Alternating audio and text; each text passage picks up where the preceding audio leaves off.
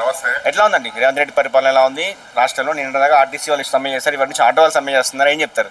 రేవంత్ రెడ్డి పాలన ఎట్లుందంటే వద్దురా నాయన ఈ కాంగ్రెస్ పాలన, వద్దురా నాయన ఈ ముఖ్యమంత్రి అనే విధంగా ఉన్నది. హైదరాబాద్లో ఫస్ట్ ఇబ్బంది పడ్డది ఎవరంటే పేదలు ఇండ్లు నిర్మించుకున్న వారి హైడ్రా పేరుతోని బుల్డోజర్లు తీసుకొచ్చి ఇండ్లు కూల్చేసి రోడ్డు మీద అరుపులు పేదల అరుపులు వినపడుతున్నాయి. మనోవేదనతో బాధపడుతున్నారు. గూడు చెదిరింది. అనేక గూటిలో లేని పక్షుల్లాగా మిలమిలలాడుతున్నారు. రాష్ట్రం ఆ విధంగా ఉన్నది.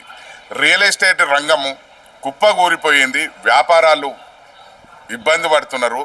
ఆర్థిక మాన్యం తెలంగాణ రాష్ట్రం మీద దెబ్బపడ్డ విధంగా ఉన్నది.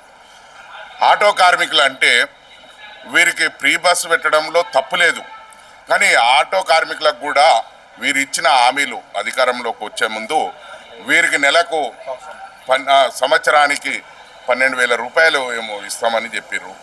అవి ఇవ్వకుండా అనేక మందిని రోడ్డున పడేసి, అయితే ఆ రకంగా పెన్షన్ ఉద్యోగులు వాళ్ళు దాచుకున్న డబ్బులు ఇవ్వలేక వారు సెక్రటరియట్లో తిరుగుతున్నారు.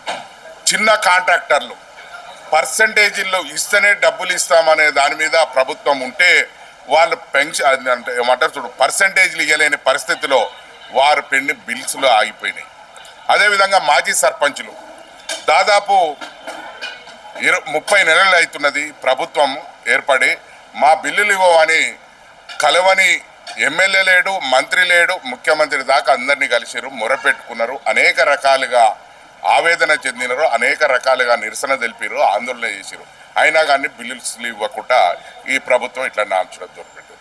అదేవిధంగా మూసిని సుందరీకరణ పేరుతోని ఇప్పటికీ అనేక మందిని రోడ్న పడేసినారు. దానితోని లక్షల కోట్లు దుబ్బాలని ఒక ఎత్తుగడలతోని ఈ పరిపాలన కొనసాగుతున్నట్టు కనపడుతుంది. మరి మూసి బాధితులు అనేది అనేక మందిని రకాలుగా రోడ్న పడే పరిస్థితి ఉన్నది. ఇప్పుడు రాష్ట్రం దగ్గర డబ్బులు లేవు, ఢిల్లీ పోతే వాళ్ళు చెప్పుల దొంగల్లాగా చూస్తుర్రు అని చెప్పి ఈ ముఖ్యమంత్రి మాట్లాడుతున్నాడు. మరి అప్పులు ఎంతకనే చేస్తాడు? ఇప్పటికీ దివాలా తీస్తున్న రాష్ట్రం అంటాడు. మరి ఏ రకంగా 150 కోట్లు పెట్టి మూసి సుందరీకరణ చేస్తాడు? కానీ మరి ముఖ్యమంత్రి కూడా ఆలోచించాలి. కానీ ఇప్పటికీ రాష్ట్రంలో వీళ్ళు ఇచ్చిన 6 గ్యారంటీలు 420 హామీలు అమలు పరచలేక ఒక డైవర్ట్ పాలిటిక్స్ రాజకీయాలు చేస్తున్నట్టు కొడుతుంది. ఏంటంటే కళ్యాణ లక్ష్మి పేరు చెప్పుకొని తులం బంగారం మాకేం వద్దు, ఇంతకుముందు కేసీఆర్ గారు ఇచ్చిన 1,00,000 రూపాయలు ఇవ్వండి అని చెప్పి చాలా మంది అంటున్నారు. ఆ పరిస్థితి మరి ఆ రాష్ట్రంలో ఆ పరిస్థితి ఏర్పడ్డది. అంటే వీళ్ళు పథకాలను కూడా సక్రమంగా అమలు పరచలేంది. ఇదివరకు ఒక గ్రామంలో ఎవరన్నా పేదవారు ఉంటే సీఎం రిలీఫ్ ఫండ్ అని పెట్టుకుంటే ఎమ్మడే చెక్కుల ద్వారా వచ్చేసేది.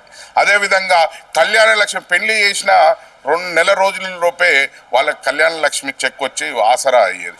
ఈయన కళ్యాణ లక్ష్మి 1,16,000తో పాటు తులం బంగారం ఇస్తానని ఏతులు కొట్టిండు, అధికారంలోకి వచ్చాడు.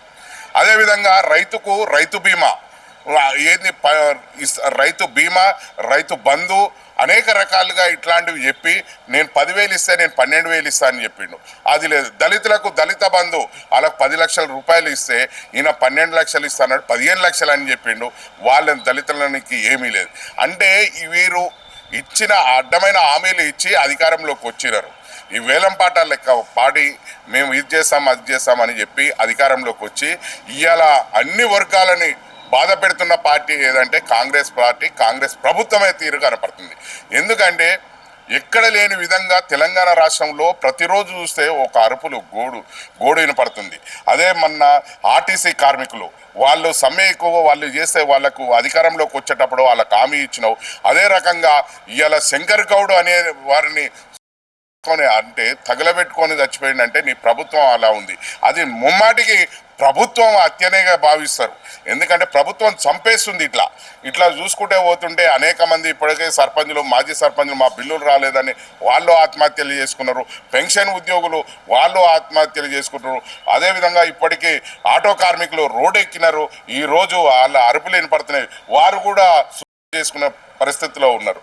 అంటే రాష్ట్రం మొత్తం మరణ మృదంగం మోగుతున్నట్టు కనపడుతున్నది. అయినా కానీ ఈ రేవంత్ రెడ్డికి ఒక కళ్ళు కనపడని కబోదుల్లాగా వ్యవహరిస్తుండు. ఏమైనా ఈయన ఢిల్లీ చుట్టూ ఒక ప్రదర్శన చేస్తుండు. ఢిల్లీకి 38 సార్లు పోయిండు.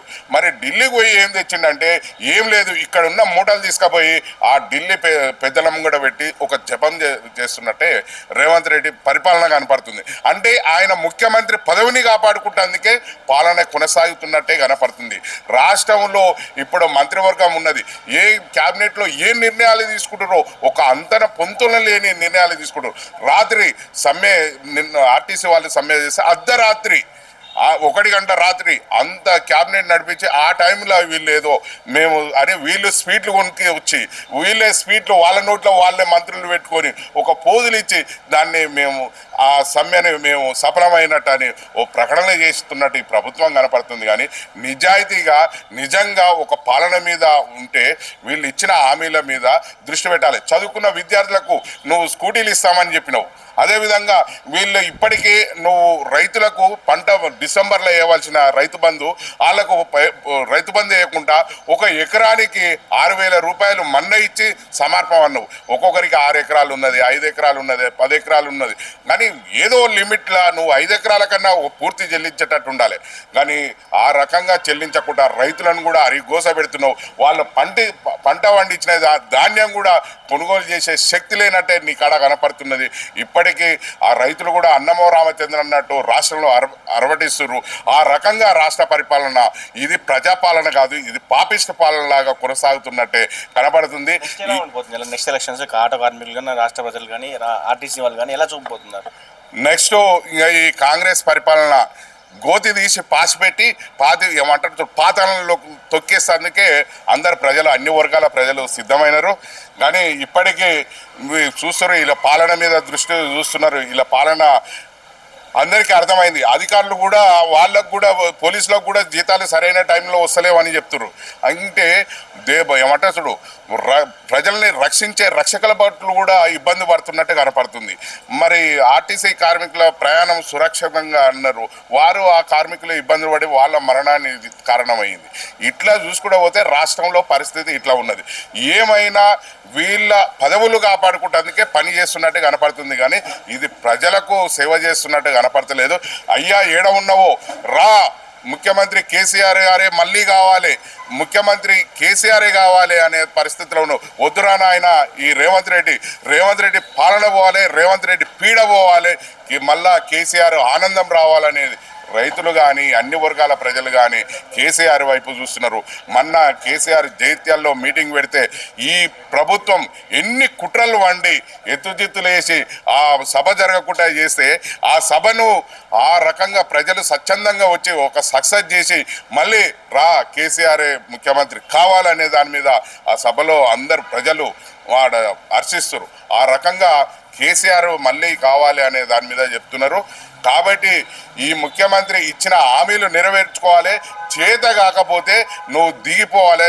తక్షణమే ముఖ్యమంత్రి పదవిని ఖాళీ చేసి మళ్ళీ ఎలక్షన్లు పెట్టే పరిస్థితిలో నువ్వు లేనట్టు కొడుతుంది. ఇప్పటికీ రాష్ట్రంలో నువ్వు పంచాయతీరాజ్ వ్యవస్థ బస్టు పట్టింది. ఎందుకంటే ఎక్కడ గ్రామ పంచాయతీలకు ఇప్పటికి కూడా ఒక చిల్లి గవ్వ కూడా స్టేట్ గవర్నమెంట్ నుంచి వెళ్ళి ఒక చిల్లి రూపాయి కూడా వేయలేదు. అదేవిధంగా ఏమైనా రాష్ట్రంలో ఇప్పటికి పరిపాలన అనేది కుంటుపడ్డట్టు కనపడుతుంది. నువ్వు ఇప్పటికే గ్రామ పంచాయతీలకు నిధులు ఇవ్వలేదు. అదేవిధంగా నువ్వు చేయవలసిన ఎన్నికలు జరపవలసిన స్థానిక సంస్థల ఎన్నికలు కూడా నువ్వు జరపకుండా ఉన్నది. ఇప్పటికీ ఎంపీటీసీ ఎలక్షన్ జరపలేదు, జడ్పీటీసీ ఎలక్షన్లు జరపలేదు.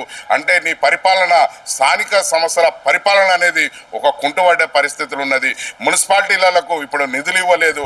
వాళ్ళకు అనేక రకాలుగా ఈ రకంగా రాష్ట్రంలో మరి ఇబ్బందులు పడుతున్నారు.